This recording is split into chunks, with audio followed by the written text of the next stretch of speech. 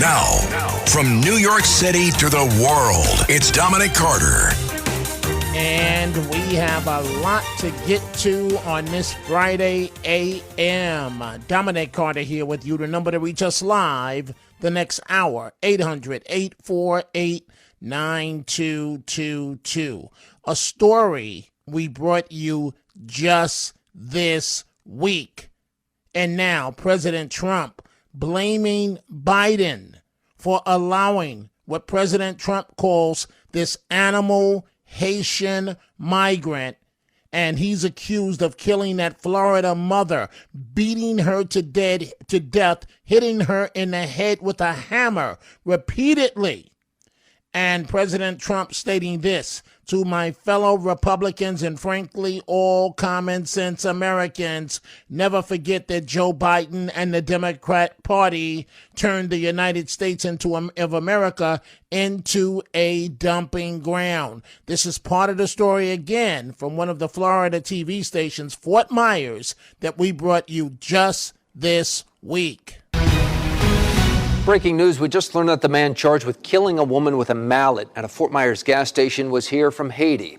The Department of Homeland Security said Robert Joaquin came here in 2022. He did get a temporary protected status in 2024.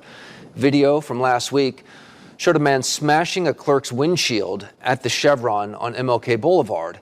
The woman walked outside to see what was going on, and that's when the man hit her in the head with the mallet, killing her. It was just brutal. That woman, Nalufa Eastman, has 2 daughters.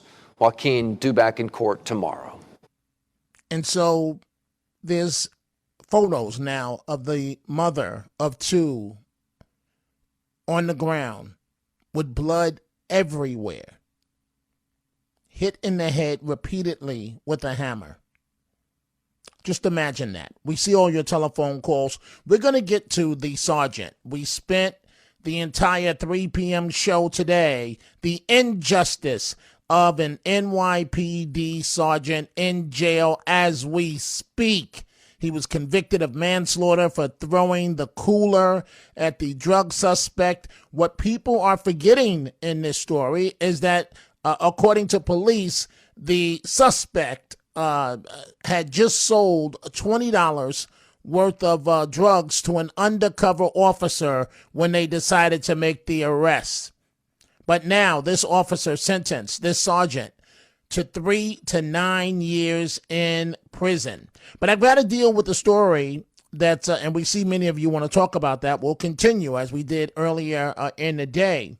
A story that's breaking as of right now, that it has to leave you scratching your head and raising your eyebrows as to what's going on. And this is speculation on my part, but those on the left should be ashamed of themselves. They can't get Trump, so now they're coming after the First Lady.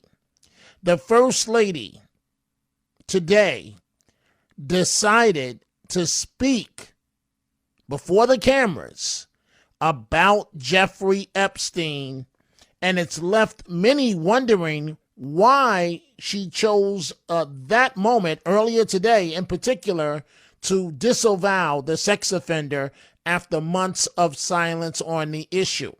Now, you're going to hear her right now in which she says, I am not Epstein's victim. Epstein did not introduce me to Donald Trump. Now, clearly, something's going on. So this is the first shoe to drop.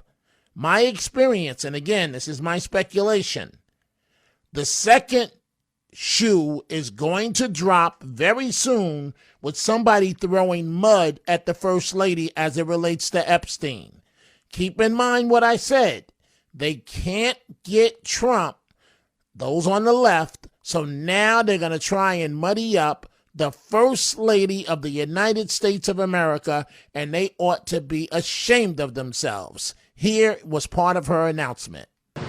Now is the time for Congress to act.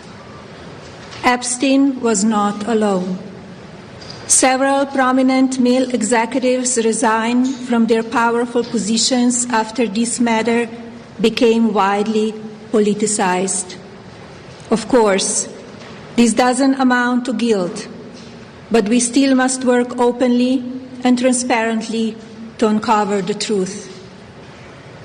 I call on Congress to provide the women who have been victimized by Epstein with a public hearing specifically centered around the survivors.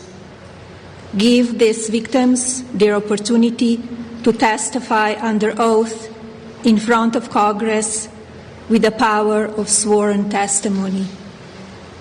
Each and every woman should have her day to tell her story in public if she wishes, and then her testimony should be permanently entered into the congressional record. Then, and only then, we will have the truth. Thank you. And so that's the first shoe to drop. The second shoe is coming. We just don't know what it is yet or when it's coming, but it's coming. 800-848-9222. So a slap to police everywhere. Right before the NYPD sergeant was sentenced to 3 to 9 years in prison, this was the scene at right outside the Bronx courthouse. Now, a name that's familiar in our circles is a guy by the name of Hank Newsom. He's a despicable human being, one of these Black Lives Matter wannabe. He tried to identify himself as the head of New York Black Lives Matter. He was leading up all these protests and so on today. He was actually chanting, "We got one." He said this several times before the cameras, right after this sergeant was sentenced to 3 to 9 years.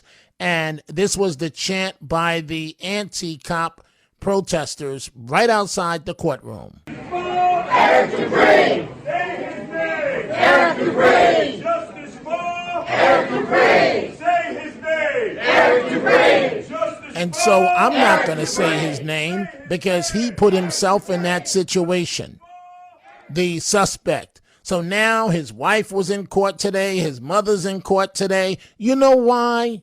Ka-ching. Where was wifey and his mother when he was caught selling drugs to an undercover? And we're supposed to look the other way now and act like this guy is Nelson Mandela? I don't think so. I don't think so. This is Derek Chauvin 2. This sergeant is in jail as we speak. Why? Because he threw the cooler. You see it on video. Nobody's pointing out the fact that this guy was fleeing away from the sergeant. So he loses control of the vehicle. Is it our fault? Is it the sergeant's fault that he didn't have on a helmet riding that vehicle? Is everyone just ignoring that point? They just want to hang a law enforcement officer? Well, make yourself happy because that's exactly what you did. You hung an innocent man.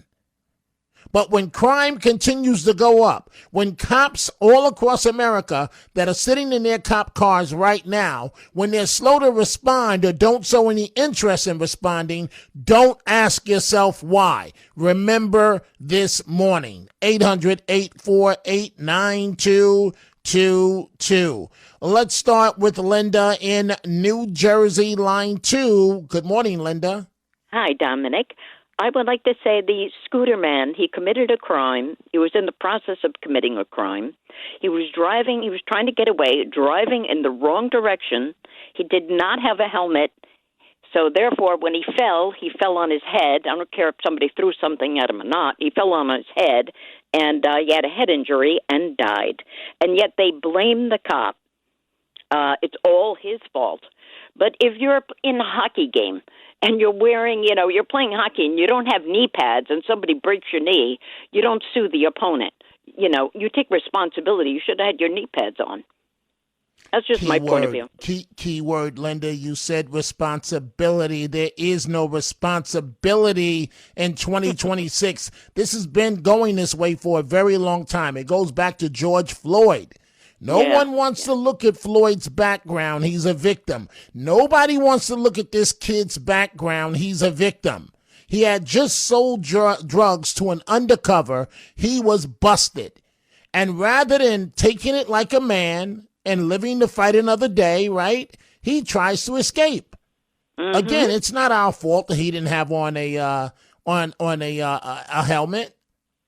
And so now, as a result of this sergeant, again, is in jail right now, completely railroaded. Linda, thank you for the telephone call here. Let's see. Let's go to Sal, line 5, New Jersey. Good morning, Sal. What's on your mind? Good morning, Dominic. Dominic, the law-abiding citizens and the cops are now the bad guys, and those degenerate criminals are now the victims. How did that get to happen? I think it got to happen back in the '60s when we started with this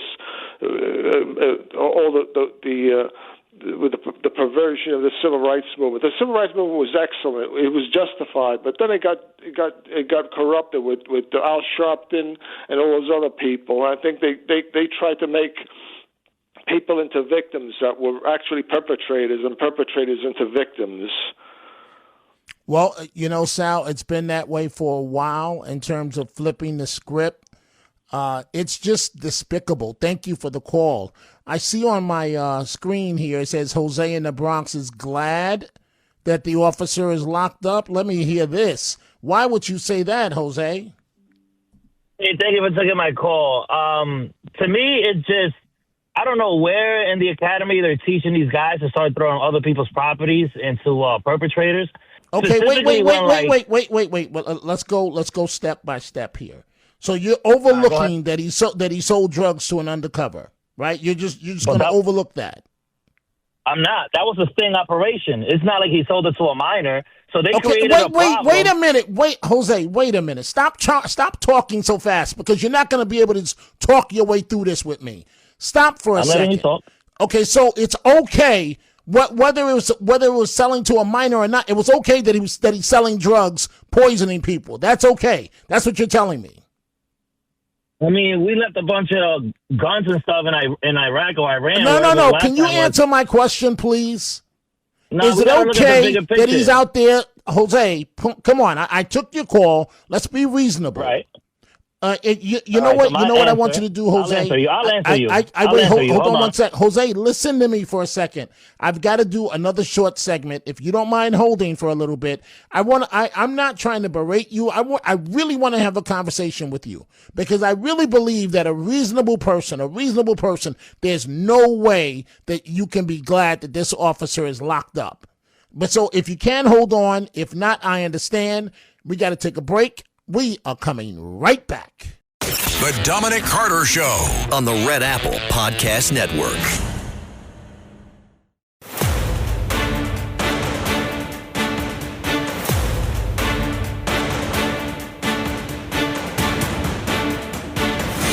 Now, from New York City to the world, it's Dominic Carter. And we are back, returning to Jose and the Bronx. So, Jose, I can hear in your voice you're a reasonable man. So we don't have to talk over each other, okay? But I do want you to answer my questions. So let's start with the fact that this young man was caught selling. This is why he was stopped to begin with. They used the undercover, and he sold $20 worth of drugs to an undercover. Now, you don't have a problem with that?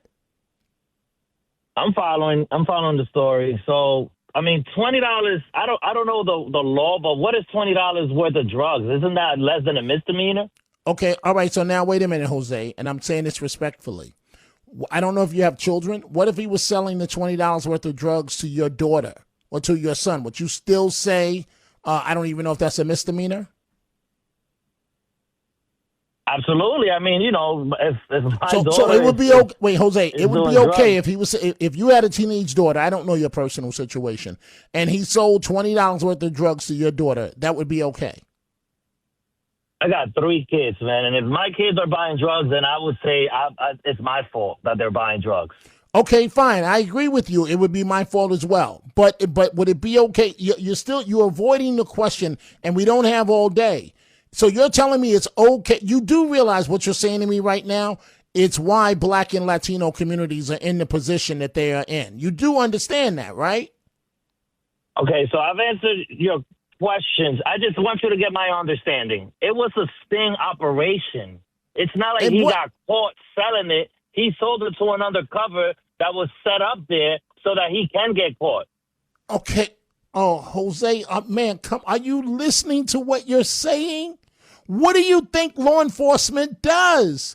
They get these young Black officers, these young Latino officers that look like they're straight up from the hood. They may have an earring in their ear, they diddy bop, and they take them fresh out of the academy and they send them in for drug busts like this. This is how you stop, or at least put a dent in the drug problem. Jose, again, are you listening to yourself, bus, my friend? You know, if this was a $50,000 bus, yeah, break his head with a scooter. You know, that's a big pin guy. Okay, so now, all right, so now the next point. So now, wait. So now the next point.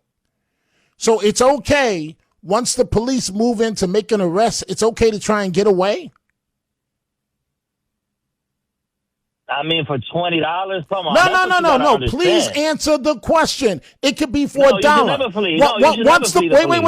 Wait. Once the police say you're under arrest, you're telling me it's okay to try and escape, and with the motor scooter, which is a deadly vehicle? Yeah, definitely not. You should not try to escape. But that's the same reason why cops don't really pull over people in motorcycles going over like 150, because it endangers their life also, you know? Okay, so now the sergeant throws the water cooler. He doesn't know if this young man is going to hit one of the other officers on scene. Now, is it the sergeant's fault that he didn't have on a helmet? No, absolutely not. Okay, so then how could you be glad or happy that the sergeant is in jail? I'm going to wrap it all up for you, right? It was a sting operation over a $20 drug bust.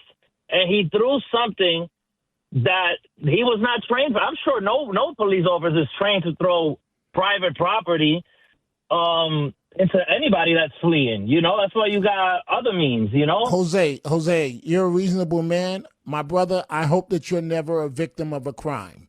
Because what you're saying right now, Jose, is why our communities are in the positions that they're in. You're justifying what this young man did. And it's disgusting what he did. And it's horrible that a good sergeant's life has been ruined because of the criminal activities of this young man. Thank you, Jose. We're coming right back.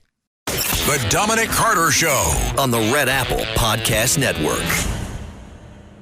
USAA knows dynamic duos can save the day, like superheroes and sidekicks or auto and home insurance. With USAA, you can bundle your auto and home and save up to 10%. Tap the banner to learn more and get a quote at USAA.com/bundle. Restrictions apply.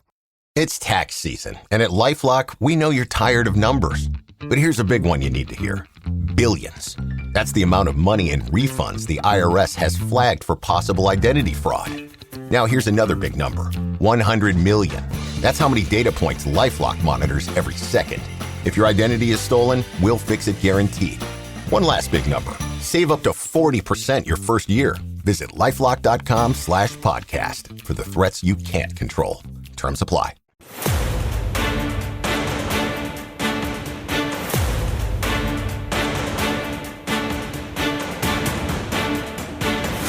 now. From New York City to the world, it's Dominic Carter. The 3 p.m. program earlier on Thursday, I told you folks that this was awful, what happened out of the Bronx with that police sergeant, that it was Derek Chauvin number 2. A good man, his life, his reputation, his family, it's all gone down the smoke for someone who was doing something illegal, someone who, I don't mean to speak ill of the dead, but let's face it, what do you think he was going to end up doing in life? You think he was going to turn his life around? I don't think so. I don't think so at all. So yet here we are again, blaming a law enforcement official when they have to make split-second decisions. You folks call up here night after night. I tell you, this is not Hollywood. In Hollywood, the police officers get to turn around and I'm going to bend down on one knee and then do a somersault and then shoot and I'm only going to hit him in the pinky.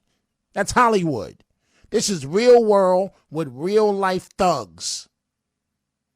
But what galls me is the mother had the nerve to show her face in court today. She wants justice for her son. Where were you, mommy, when your son was selling drugs out in the community? Where were you then? Where were you, mommy, when your son got to this position? And the wife was there. You know what, folks? You can't fool me on this. I've covered this, okay? Here's what goes down. Here's what goes down. The moment said individual is killed, everybody comes out the woodworks because everybody wants to get paid. And I've covered these stories. I didn't talk about it where there's drama between the mama and then the wife and then the baby mama. And all three want that check that's coming from a civil lawsuit. Very high profile. I won't tell you which case because you all know it. I kid you not. I interviewed the mama. I interviewed the wife. And then the baby mama with the child on the side popped up. And the wife was livid because Kuching, she had to split some of that money with the baby mama, who was the side chick. And she didn't want to have to give the side chick anything. She knew of the side chick. Very, very high profile case that happened in Staten Island, New York. That's all I'll say. And I'm interviewing all the parties. And so that's what's going on in this case. You got mommy that everybody wants the millions. And I'll say again, the day before this happened, what was his life worth then? Oh, but now after he gets hit with a cooler and he didn't have on a helmet and he falls and it's, the Boy Scout has died, now we want $30 million. Some lawyer is going to actually sue for that and settle for about $10 million. Taxpayer dollars. It's coming. Let's go back to your telephone calls. We're dealing with that. We're also dealing with President Trump blasting Biden. The case down in Fort Myers, Florida. The woman worked as a gas attendant at the gas station. She comes outside to see what's going on. Haitian migrant pulls out a hammer and beats her to death. Literally. So first, going back to your calls, an update in terms of, I believe this is from Fox 5 New York, on the NYPD sergeant. Former NYPD Sergeant Eric Duran was sentenced to 3 to 9 years in prison. He was facing a maximum of 15 years. In February, Duran was convicted of manslaughter for causing the death of 30-year-old Eric Dupre. Prosecutors say Dupre was fleeing a Bronx drug bust in August of 2023 when then Sergeant Duran, who was undercover at the time, threw a packed cooler at him. Surveillance video showing Duran grabbing a cooler filled with sodas and ice and throwing it at Dupre's head while he was trying to flee on a scooter. Prosecutors say he suffered fatal head injuries. 11,000 law enforcement officers filed a petition asking the court to spare prison time. This was closely watched across the globe, not just here in the tri-state or not just in New York, but again, the judge going with what he decided to be the appropriate sentence in this matter, 3 to 9 years in this case. And so 11,000 officers around the country, around the world, signing a petition, begging the court for no jail time. The judge says he wants this to be a deterrent to other law enforcement officers. Folks, write this day down. Write down the name of this sergeant, because when crime gets worse, you can point to this case. Walt, line 4 in Yonkers. Walt, what's on your mind? Oh, I am not a happy camper, Dominic. When I was a kid, I and probably a couple of people in your audience learned a prayer that ends with the 4 words, deliver us from evil. And at the time, it's just an abstraction, but I think we're seeing the personification of those words. Just, for example, that migrant who killed a woman with a hammer. You've got this drug dealer Dupree in this case here. The prosecutor is Sergeant Duran, definitely. The judge who sentenced the sergeant to Rikers Island, the BLM guy who's celebrating it, and even the mayor of the city of New York. We're surrounded by evil, and the only good I've heard coming out of this case was earlier this afternoon when Alan Dershowitz was interviewed, and he said he's going to help go to bat for Sergeant Duran. Well, there's no doubt in my mind, Walt, that this will be overturned on appeal. I'm hoping that an appellate court will let him out pending appeal. I mean, this judge, and I'm going to use a strong word here, violated. It's at his discretion, but normally when it's law enforcement, you generally leave them out pending appeal as a matter of respect.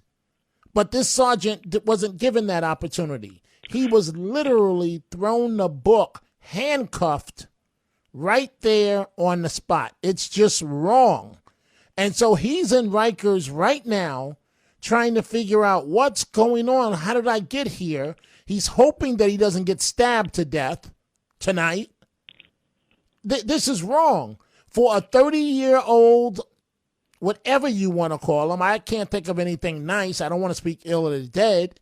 But the guy was selling drugs and then tried to evade the police on a motor scooter and did not have a helmet on. And it's the sergeant's fault that he's dead. No, I don't think so. It's not the sergeant's fault. Mommy, why didn't you do a better job raising your son? Thank you for the call, Walt. And then what I'm thinking about, this guy couldn't get Walt's name out. She's got the nerve to be proud and show up to court today or yesterday. I want justice for my son. No, ka-ching. You want the money. Folks, every high-profile case you can name, from Amadou Diallo.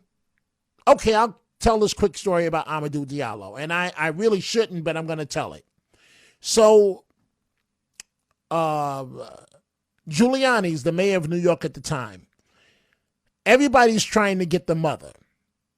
Sharpton, Giuliani, the mayor at the time, me as the top political reporter that covers cases like this, everybody wanted a piece of the mother. And so the mother's arriving on a plane from Africa. Amadou Diallo, who was shot at 41 times in the Bronx. And you can't blame those cops. One bullet ricochets. It's dark. They thought he was reaching for a gun. He was reaching for his wallet. Boom, boom, boom, boom, boom. Okay, so he's dead. So this is a true story to tell you folks how this actually goes down. So the plane lands. Giuliani sends a full police detail to pick her up at the airport.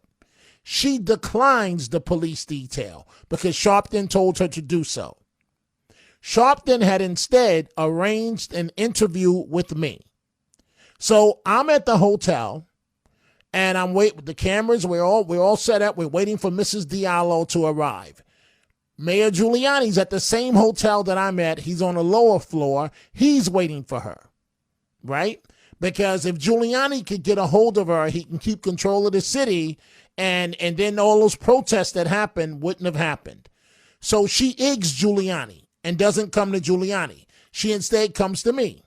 She comes into the suite that I'm standing in. We have the cameras all set up. The father of Amadou Diallo is there. She starts mumbling under her breath and goes into another room and won't come out because the father is there, right? So already the spending of the money, right? That everybody knows the money is coming. It's just a matter of time.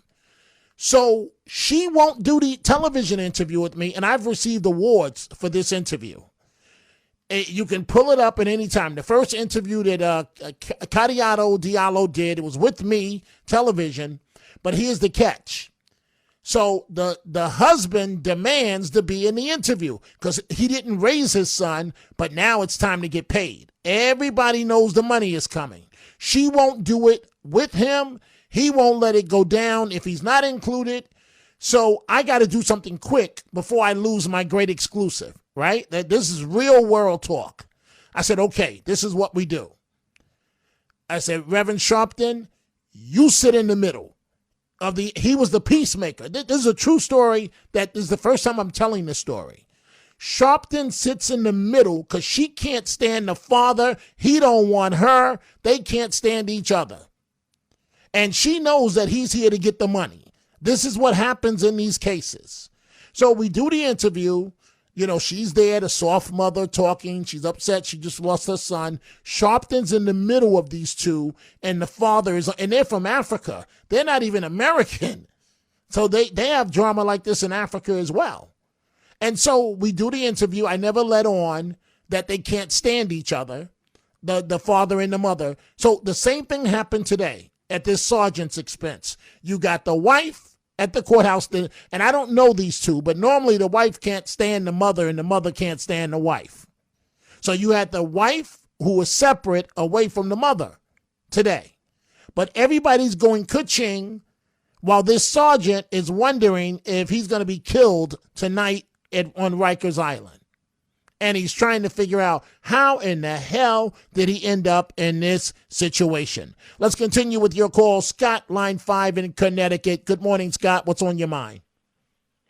I got to tell you, every day that I listen, I just get more and more disheartened. What happened today was a travesty. And you know, when you're talking to your callers that call in, you can almost excuse some of the ignorance or the acceptance of how things are in today's society. In other words, yeah, there's only a $20 bag. This goes all the way now. Think about this. This goes all the way today where a judge had an opportunity to do the right thing. And instead, he made a decision based on his own personal opinion, not upon the law or what's right or the circumstances of the case, in his own opinion, and put an innocent man, in jail. I would like to know all these people that lead these cultural groups, Black Lives Matter, Hispanic, African American, whatever they are, where are these people? Why are they not spending the money instead of on mansions? Why are they jumping up in front of microphones when somebody is breaking the law? Where are these people when you want some proactivity? You want to build communities, give young people opportunities. Do you want the truth, Scott?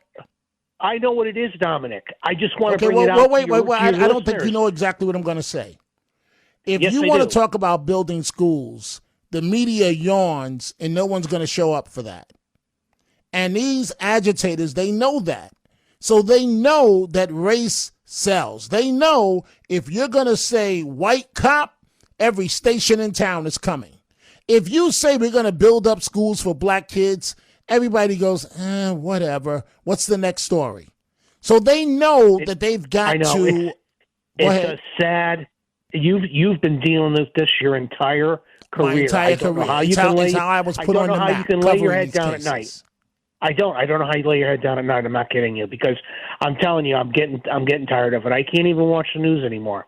I can't, because I don't understand the lack of education, the lack of common sense. We've become a society who is changing the meaning of words to fit whatever narrative we want. We're even changing science now, and God's science. Well, I didn't want to be born like that, or I'm not this, or I'm not that, and we're always taught in school that science is. You heard the term; it's an exact science, meaning numbers, calculations are not. They come up and they're accurate and they're correct. Science, through testing and experimentation, is known to be correct, and the solution is final. That's all been thrown completely out the window. Nothing is straight A and B any longer. You're right, and Scott. I got to take a break. It is an absolute travesty. Thank you for taking my call. Love the show. I agree with Thank you. But what you have to understand is that there's so much dysfunction, so much in these communities. When these cases happen, these are regular people, and it's their moment to be a star. And that's the agitators, the Hank Newsome's, whatever his name is. I can't remember his name off the top of my head. This is his chance to be on TV. Ma, look at me, I'm a star. I kid you not. That's what plays a lot into all of this. Time for a break. We are coming right back. The Dominic Carter Show on the Red Apple Podcast Network.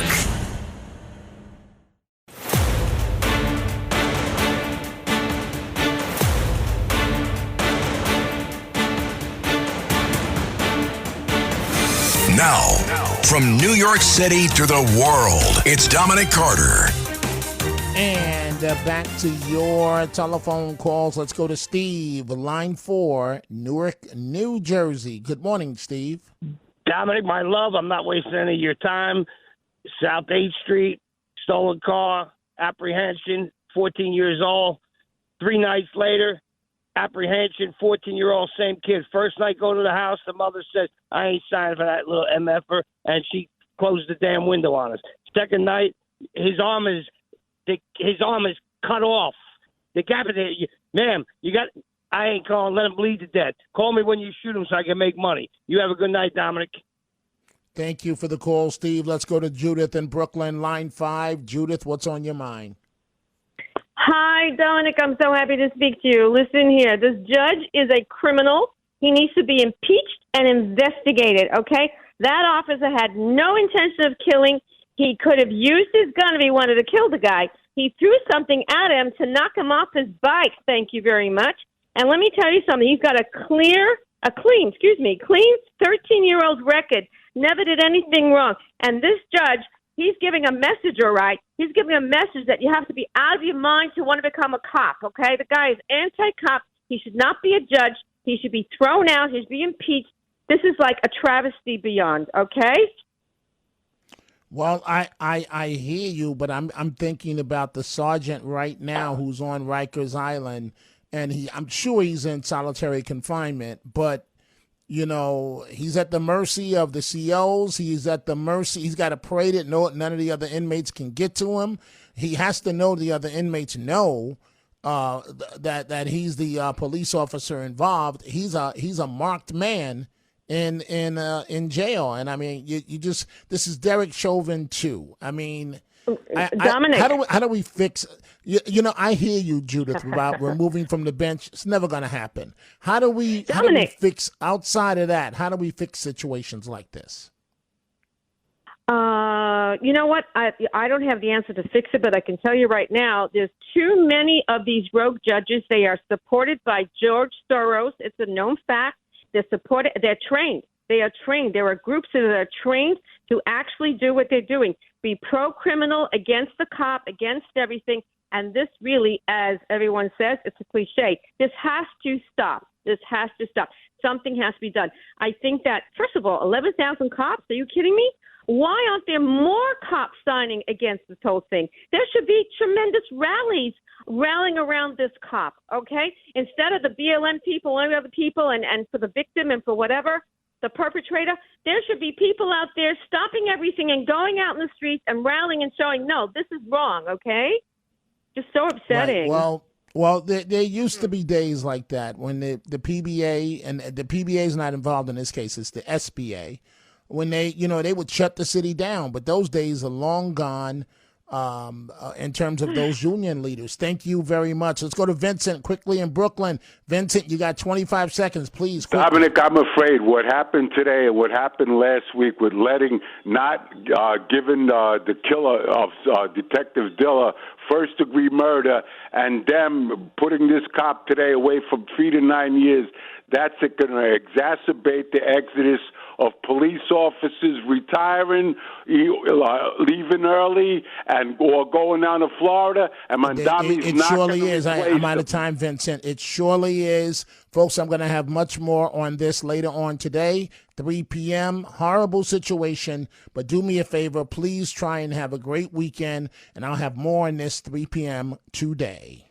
Thanks for listening to The Dominic Carter Show. You can hear The Dominic Carter Show weekdays at 3 p.m. and Monday through Thursday at midnight and Sunday starting at 11 p.m. on 77 WABC. If you like the podcast, share it with your friends and listen anytime at WABCRadio.com and download the WABC Radio app. Hit that subscribe button on all major podcast platforms. Plus, follow WABC on social on Instagram, TikTok, Facebook, and X. See you next time for a new episode so you never have to wonder. What the heck is going on here?